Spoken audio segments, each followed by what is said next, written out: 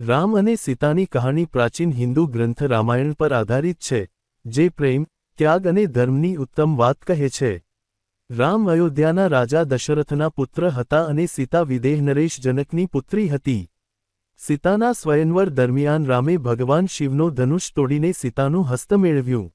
વિવાહ પછી, રામને 14 વર્ષ માટે વનમાં જવાની ટુડે મળી.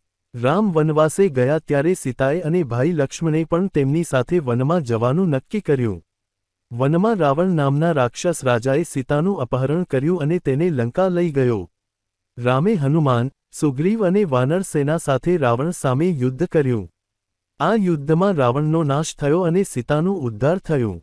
સીતાનું અગ્નિપરીક્ષણ થયું જ્યાં તેણે પોતાની પવિત્રતા સાબિત કરી. પછી તેઓ અયોધ્યા પરત આવ્યા અને રામરાજ્યની સ્થાપના થઈ.